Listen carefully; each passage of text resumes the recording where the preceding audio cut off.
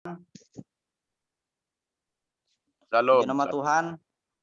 Saya bersyukur diberi kesempatan untuk menyampaikan kebenaran firman Tuhan di pagi hari ini. Double porsi ya, WL terus menyampaikan kebenaran firman Tuhan. Puji nama Tuhan, saudaraku. Tapi saya bersyukur kita sama-sama belajar kebenaran firman. Saudara yang saya kasih dalam Tuhan, saya percaya kalau Tuhan sudah mulai sesuatu pekerjaan yang baik dalam diri manusia, maka Tuhan tidak pernah bekerja setengah-setengah. Tuhan memulai dan meneruskan sampai finish. Nah, mari kita buka Alkitab kita, saudaraku, sesuai dengan pembacaan yang Filipi pasal 1 ayat 3. Kita buka Alkitab kita, Filipi pasal 1 ayat 3. Sudah menemukannya, amin. Saya baca buat kita, saudaraku.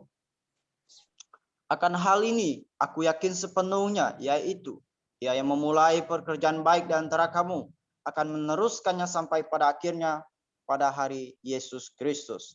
Saudaraku, saya memberi tema buat kita di pagi hari ini sebagai renungan buat kita, yaitu memulai dan menyelesaikan sampai finish. Saudaraku, dalam bahasa Yunani-nya kata memulai artinya memakai kata anarkestai. Dalam bahasa Yunani-nya memulai memakai kata anarkestai. Dan kata meneruskan sampai pada akhirnya dalam bahasa Yunani itu memakai kata epitelen.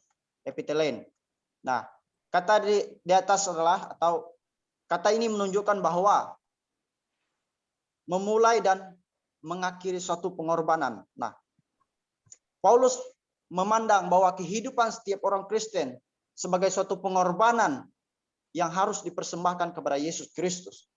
Nah, ini terlihat Bapak Ibu ketika Paulus mendesak jemaat di Roma untuk mempersembahkan hidup mereka sebagai persembahan yang hidup, yang kudus, dan yang berkenan kepada Allah. Nah, saya percaya Bapak Ibu, Allah akan memulai pekerjaan baik dalam diri kita. Dan Tuhan ketika Dia bekerja dalam kehidupan kita, Dia akan memberikan suatu pertumbuhan dalam diri kita, diri saya dan saudara. Dia akan memberikan suatu pertumbuhan melalui kasih karunia-Nya.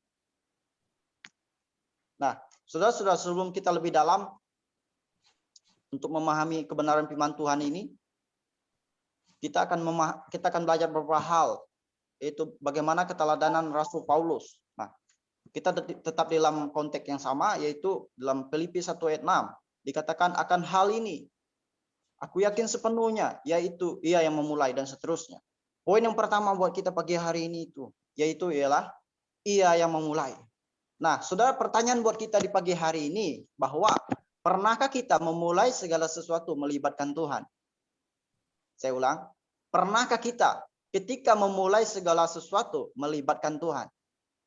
Atau ketika kita memulai segala sesuatu, ya Tuhan di belakang sajalah.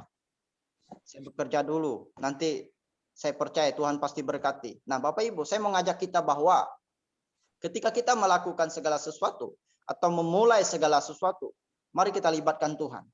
Percayalah Bapak Ibu, meskipun tantangan itu pasti ada tantangan. Proses, karena dalam hidup kita ini penuh dengan namanya proses. Tantangan itu pasti ada.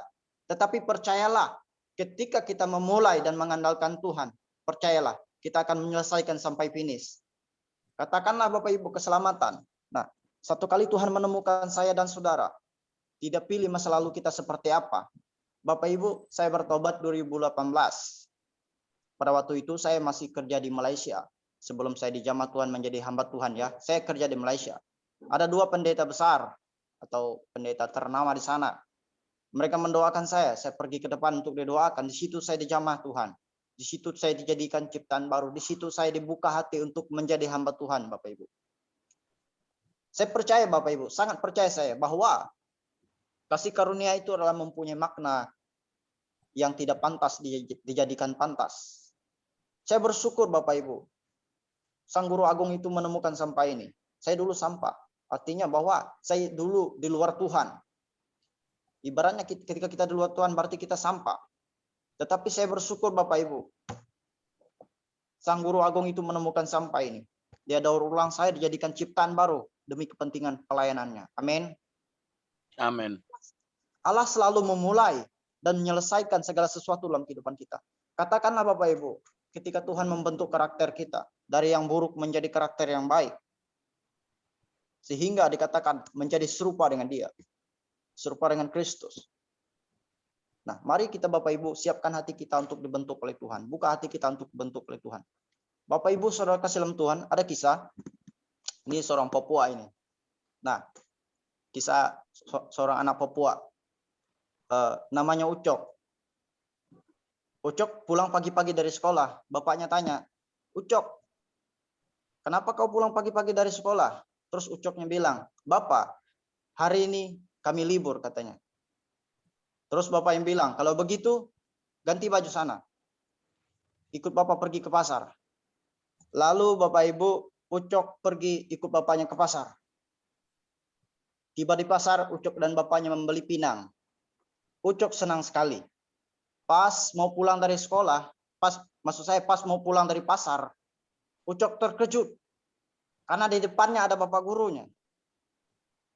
Terus Ucok yang bilang sama bapaknya, tunggu dulu Bapak. Itu ada Ucok punya guru katanya. Terus bapaknya tanya, ada apa nak? Kata bapaknya. Anak, ada apa? Terus Ucoknya bilang, Bapak, tadi saya minta izin pulang dari sekolah. Saya bilang saya punya bapak guru. Saya bilang begini, Bapak guru izin, saya punya bapak meninggal. Kata bapaknya, kamu bilang kamu punya bapak meninggal, katanya. Bapak Ibu saudara yang kasih dalam Tuhan. Nah, Bapak Ibu saya mau katakan buat kita di pagi hari ini bahwa semua kekurangan kita akan lenyap. Semua kegelisahan kita akan lenyap. Semua kegagalan kita akan lenyap. Kenapa bisa demikian? Karena kalau kita mengasihi Tuhan dengan sungguh-sungguh, karena ketika kita mengasihi Tuhan dengan segenap hati, segenap jiwa dan pikiran kita, percayalah Bapak Ibu. Alkitab mengatakan bahwa apa yang tidak pernah dipikirkan, apa yang tidak pernah dilihat oleh mata, apa yang tidak pernah didengar oleh telinga, itu yang Tuhan kerjakan dalam kehidupan saya dan saudara. Percayalah Bapak Ibu, bahwa Allah turut bekerja dalam segala sesuatu untuk mendatangkan kebaikan bagi mereka yang mengasihi Dia. Nah, saya mau katakan buat kita di pagi hari ini bahwa hiduplah dalam skenario-nya Tuhan. Saya ulang, hiduplah dalam skenario-nya Tuhan. Mari kita belajar Bapak Ibu. Ketika kita memulai segala sesuatu, mari libatkan Tuhan di dalamnya. Yang kedua Bapak Ibu, masih tetap di dalam ayat yang sama, saya baca buat kita, akan hal ini aku yakin sepenuhnya, yaitu Ia yang memulai, garis bawahi, pekerjaan yang baik di antara kamu dan seterusnya. Pekerjaan yang baik di antara kamu dan seterusnya. Poin yang kedua itu, Tuhan selalu melakukan pekerjaan yang baik di antara kita.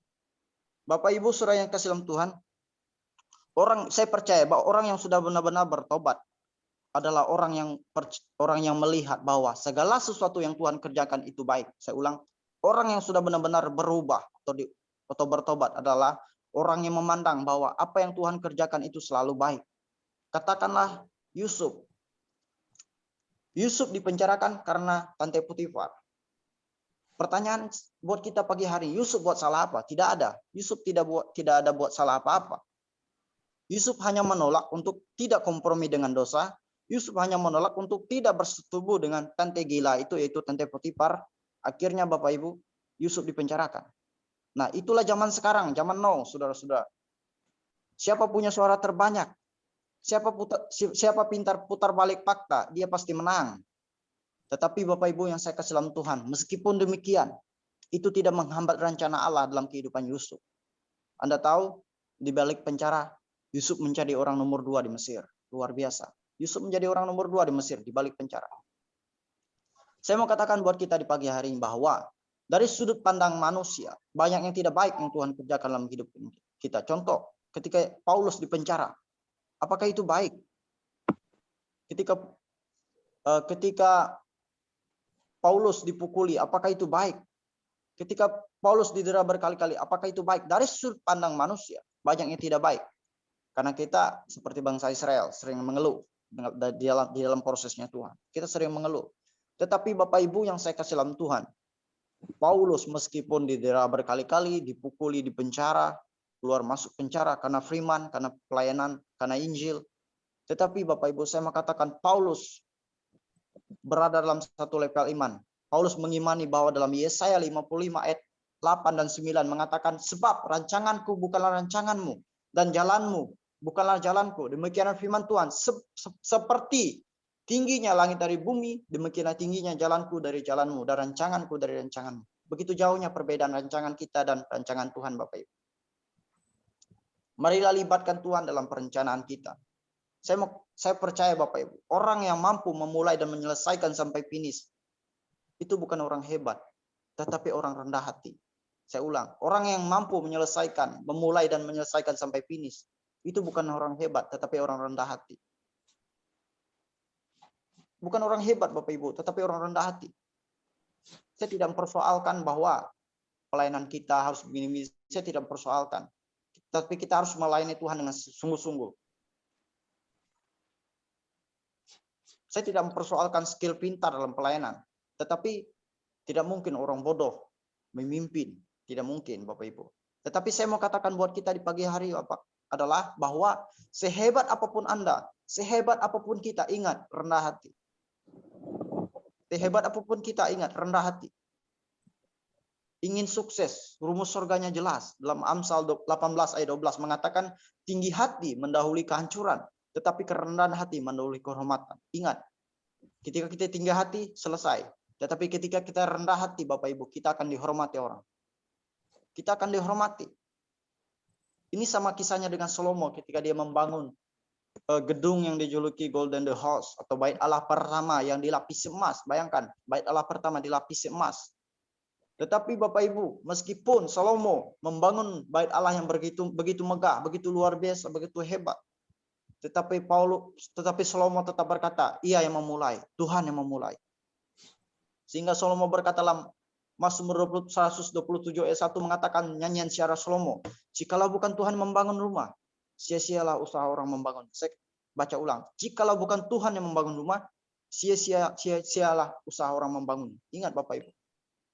Salomo orang hebat, Salomo orang pintar, Salomo punya hikmat, kebijaksanaan, punya kekayaan dan sebagainya. Tetapi rendah hati. Ingat Bapak Ibu, siapapun kita, apapun jabatan kita, jangan songong, bahasa orang Jakarta, jangan songong, jangan sombong. Salomo aja raja, orang hebat, orang bijaksana, tetapi rendah hati. Kenapa kita jangan sombong Bapak Ibu? Karena apa yang kita punya adalah titipan Tuhan. Apa yang kita punya inilah titipan Tuhan. Ayub berkata, aku datang dengan telanjang, aku pulang dengan telanjang. Bahkan dia mengatakan, Tuhan yang memberi, Tuhan yang mengambil, terpujilah nama Tuhan. Ayub adalah orang kaya, tetapi dia sadar betul apa yang dia punya Tuhan. Nah, saudara yang saya kasih dalam Tuhan, saya mau katakan buat kita di pagi hari ini bahwa melangkahlah dengan tuntunan Tuhan. Karena suatu hari kita akan menyelesaikan apa yang kita mulai dan menyelesaikannya sampai garis finish karena Tuhan. Karena Tuhan, kita mampu karena Tuhan. Kesimpulan buat kita pagi hari Bapak Ibu, milikilah kerendahan hati. Meskipun kita orang hebat, meskipun kita orang kaya dan sebagainya, dan hiduplah dalam skenario-nya Tuhan. Tuhan Yesus memberkati.